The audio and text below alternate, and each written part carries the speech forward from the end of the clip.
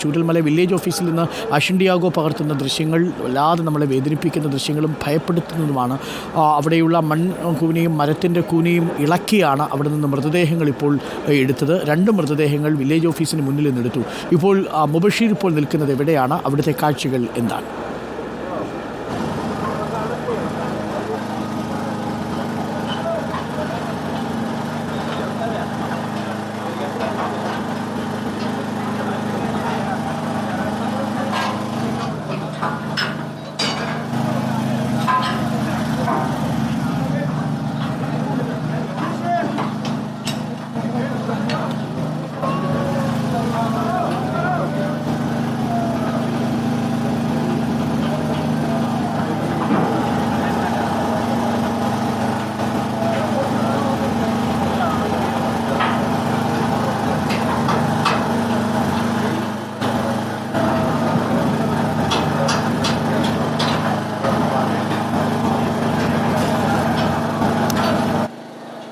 ഇപ്പോൾ അഷിൻ നമുക്കൊപ്പം ചേരുന്നുണ്ട്. മുബഷീറുമായിട്ടുള്ള കണക്ഷൻ വിച്ഛേദിക്കപ്പെട്ടിട്ടുണ്ട്. തീർച്ചയായിട്ടും നമുക്ക് ഒരു 20 സെക്കൻഡിന് ഡിലേ ഉണ്ട്.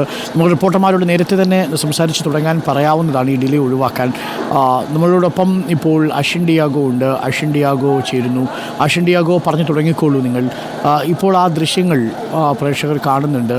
ഈ മരക്കഷണങ്ങൾ അവിടെ കുമിഞ്ഞുകൂടി കിടക്കുന്ന ദൃശ്യങ്ങളാണ്. അവിടെ NDRFൻ്റെ പ്രവർത്തകരുണ്ട്. ഈ ദൃശ്യങ്ങൾ പ്രേക്ഷകർ കാണുന്നത് ഇപ്പോൾ ചൂരൽമലയിൽ നിന്നുള്ള ദൃശ്യങ്ങളാണ്. ചൂരൽമല വില്ലേജ് ഓഫീസിന് മുന്നിൽ നിന്നുള്ള ദൃശ്യങ്ങളാണ് ഇപ്പോൾ പ്രേക്ഷകർ കാണുന്നത്.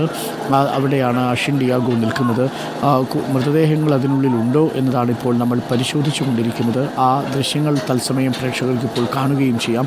JCB ഉപയോഗിച്ചുള്ള പരിശോധന. ഇപ്പോൾ ഈ ദൃശ്യങ്ങൾ കാണുന്നത് പക്ഷേ മുണ്ടക്കയിലെ ദൃശ്യങ്ങളാണ്. മുണ്ടക്കയിലും വില്ലേജ് ഓഫീസിൻ്റെ പരിസരത്തുമായി തെരച്ചിൽ തുടരുന്നു. അഷിൻ ഡിയാഗോയ്ക്ക് സംസാരിച്ച് തുടങ്ങാം. ഞാൻ സംസാരിക്കുന്നത് ഇനി ശ്രദ്ധിക്കേണ്ട, നേരിട്ട് പറഞ്ഞോളൂ എന്താണ് പ്രേക്ഷകരോടുള്ളത് എന്ന്.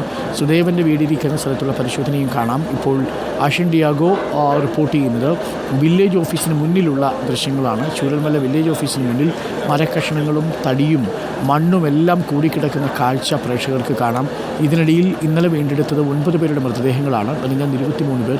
ഇതുവരെയും 2 പേരുടെ ബോഡി വീണ്ടെടുത്ത് കുറേ നേരം ഉണ്ടായിരുന്നു. തുടർന്ന് അവിടെ ഇപ്പോൾ പരിശോധന നടത്തുകയാണ്. നേരത്തെ ഈ ഭാഗത്ത് നിന്ന് തന്നെയാണ് 2 മൃതദേഹങ്ങൾ ലഭിച്ചത്. ഒന്ന് 10 മുതൽ 14 വയസ്സ് വരെ പ്രായമുള്ള ഒരു ആൺകുട്ടിയുടെയും രണ്ടാമത് ഒരു സ്ത്രീയുടെയുമാണ്. പക്ഷേ ഇവരുടെ മുഖം ഒക്കെ വികൃതമായി, ഈ ശരീരമൊക്കെ വികൃതമായി കാണാൻ നമുക്ക് തിരിച്ചറിയാൻ കഴിയാത്ത ഒരു സാഹചര്യത്തിലായിരുന്നു. അഴുകി തുടങ്ങിയ ഒരു നിലയിലായിരുന്നു മൃതദേഹങ്ങൾ ലഭിച്ചത്. അതുകൊണ്ട് തന്നെ ഇതുവരെ തിരിച്ചറിഞ്ഞിട്ടില്ല. ഈ മൃതദേഹങ്ങളൊക്കെ ഇവിടെ നിന്ന് മേപ്പാടി പ്രാഥമിക ആരോഗ്യ കേന്ദ്രത്തിലേക്കാണ് മാറ്റുക. അവിടെ നിന്നും പോസ്റ്റ്മോർട്ടം നടത്തി പിന്നീട് തൊട്ടടുത്ത് തന്നെയുള്ള കമ്മ്യൂണിറ്റി ഹാളിലേക്ക് ഇത് മാറ്റും. അങ്ങനെയാണ് നിലവിലെ ക്രമീകരണങ്ങൾ. ഇവിടെ ഇപ്പോൾ ഒരു മൃതദേഹം കൂടി കണ്ടെത്തിയിട്ടുണ്ട് എന്നാണ് മനസ്സിലാക്കാൻ സാധിക്കുന്നത്. അവിടെ ഒരു പരിശോധന നടക്കുന്നുണ്ട്. സ്നിഫിംഗ് ഡോഗിൻ്റെ അവിടെ മണം പിടിച്ച് കുറേ നേരം സ്മെല്ലുണ്ടായിരുന്നു എന്നാണ് നമുക്ക് മനസ്സിലാക്കാൻ സാധിക്കുന്നത്. അങ്ങനെ ഇപ്പോൾ ആ ഭാഗത്ത് പരിശോധന നടക്കുന്നുണ്ട്. ഇവിടെ ഇപ്പോൾ നിലവിൽ 6ഓളം JCBകളടക്കം എത്തിച്ചുള്ള പരിശോധനയാണ് നടക്കുന്നത്. കാരണം ഇന്നലെയൊന്നും ഇവിടെ JCBകളോ മറ്റു സാധനങ്ങളോ യന്ത്രങ്ങളോ എത്തിയിരുന്നില്ല. കാരണം ഇവിടേക്ക് എത്തിപ്പെടുന്നതിന് വലിയ രീതിയിലുള്ള ബുദ്ധിമുട്ടായിരുന്നു ഉള്ളത്. അതുകൊണ്ട് തന്നെ ഇവിടേക്ക് ഈ യന്ത്രങ്ങൾ എത്തിക്കുന്നതിൽ ബുദ്ധിമുട്ടുണ്ടായിരുന്നു. മറ്റൊന്ന് ഏറ്റവും പ്രധാനപ്പെട്ടൊരു കാര്യം, ഇന്ന് രാവിലെ മുതലാണ് ഈ മാക്കിയത് എന്നുള്ളതാണ്. കാരണം ഈ കഴിഞ്ഞ 2 ദിവസങ്ങളിലായി മാത്രം 32 മൃതദേഹങ്ങളാണ് ഇവിടെ നിന്ന് ലഭിച്ചത്.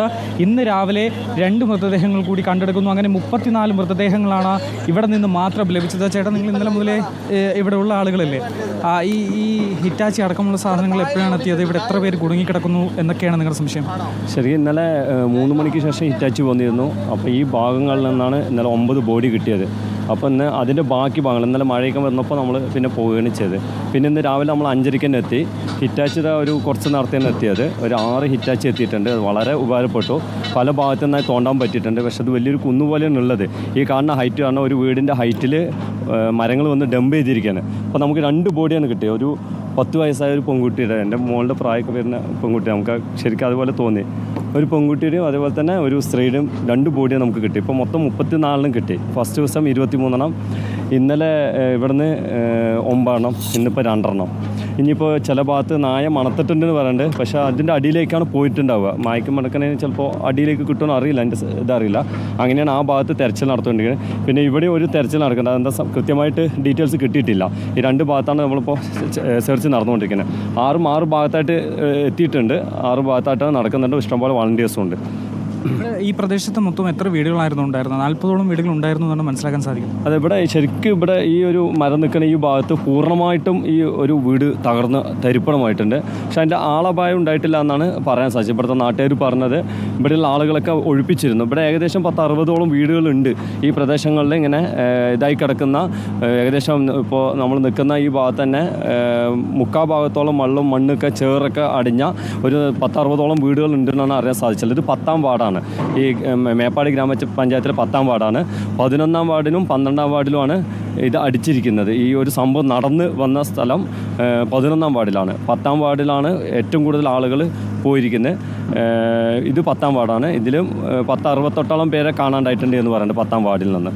അത് കുറച്ച് മേലെയാണ്. നമ്മൾ നിൽക്കുന്ന സ്കൂളിലെ ആ ഭാഗങ്ങളൊക്കെയാണെന്നാണ് പറഞ്ഞത്. ഇവിടുത്തെ വാർഡ് മെമ്പറാണ് പറഞ്ഞത്. ഇത് ഇവിടെ ഇപ്പോൾ ഈ ആംബുലൻസുകൾക്കൊക്കെ എത്തിച്ചേരാനായിട്ട് പാടുണ്ട്. കാരണം ഈ ജീപ്പിലാണ് മൃതദേഹങ്ങളൊക്കെ മാറ്റുന്നത്.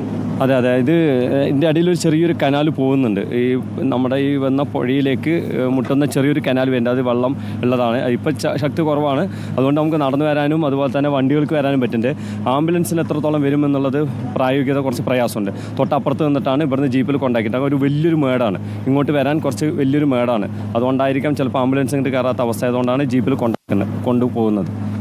അരുൺ, എന്തായാലും ഇതാണ് ഇവിടുത്തെ ഒരു സ്ഥിതി എന്ന് പറയുന്നത്. കാരണം ഈ ഉരുൾപൊട്ടലിൽ ഒലിച്ചെത്തിയിട്ടുള്ള ഈ മരങ്ങൾ, ഈ ദൃശ്യങ്ങളിൽ കാണുന്ന ഇതിൻ്റെ വ്യാപ്തി എത്രത്തോളം മനസ്സിലാക്കാൻ കഴിയുമെന്ന് എനിക്കറിയില്ല. കാരണം വൻ മരങ്ങളാണ് ഇത് ഇവിടെ അടിഞ്ഞുകൂടിയിരിക്കുന്നത്. 2 JCBകളൊക്കെ ഒന്നിച്ചാണ് ഇത് ഉയർത്തി മാറ്റുന്നത്. അല്ലാതെ ഇവിടെ തെരച്ചിൽ നടത്തുന്നത് അസാധ്യമാണ്. കാരണം നമുക്ക് ദൃശ്യങ്ങളിൽ തന്നെ കാണാം, സൈന്യമുണ്ട്, NDRF സംഘമുണ്ട്, സന്നദ്ധ സംഘടനകളുടെ നേതൃത്വത്തിൽ പരിശോധന നടക്കുന്നു. ഓരോ വിഭാഗങ്ങളായി കേന്ദ്രീകരിച്ച് അളന്ന് മാറി അങ്ങനെയാണ് ഇപ്പോൾ പരിശോധന നടക്കുന്നത്. ഡ്രോൺ പരിശോധനയുണ്ട്, സ്നിഫിംഗ് ഡോഗുകളുടെ പരിശോധനയുണ്ട്.